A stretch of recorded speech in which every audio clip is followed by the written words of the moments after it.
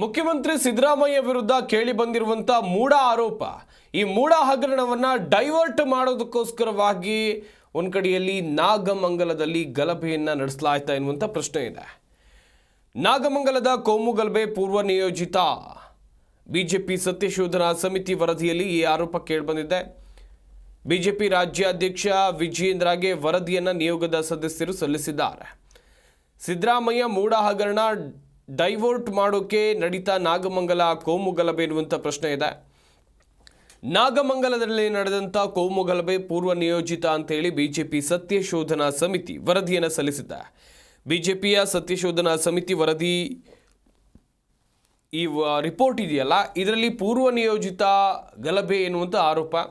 ಪಕ್ಷದ ರಾಜ್ಯಾಧ್ಯಕ್ಷ ವಿಜಯೇಂದ್ರಗೆ ಈಗಾಗಲೇ ನಿಯೋಗದ ಸದಸ್ಯರು ವರದಿಯನ್ನು ಸಲ್ಲಿಸಿದ್ದಾರೆ. ಗಮನಿಸಬೇಕಾದಂಥ ವಿಚಾರ ಅಂತ ಹೇಳಿದರೆ, ಗಲಭೆ ಬಗ್ಗೆ ಅಧ್ಯಕ್ಷರಿಗೆ ತಾವು ಸ್ಥಳಕ್ಕೆ ತೆರಳಿ ಸಂಗ್ರಹಿಸಿದ ಮಾಹಿತಿ ನೀಡಿದೆ ಸತ್ಯಶೋಧನಾ ಸಮಿತಿ ಎನ್ನುವಂಥ ಅಂಶಗಳು ಈಗ ಗೊತ್ತಾಗ್ತಾ ಇದೆ.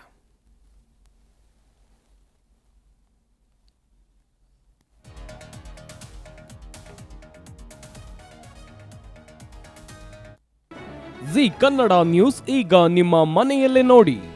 ಎಲ್ಲ ಕೇಬಲ್ಗಳಲ್ಲಿ ಈಗ ಲಭ್ಯ. Sun Direct 292, Jio TV 1334, U digital 162, city cable 51, GTPL 17, Abhishek cables 821, rock line telecommunication 51, Shri Basaveshwara number 60, Vinayaka digital number 53, in digital number 896ರಲ್ಲಿ. ನಿಮ್ಮಿಸ್ತದ ಜಿ ಕನ್ನಡ ನ್ಯೂಸ್ ನೋಡಿ ಆನಂದಿಸಿ.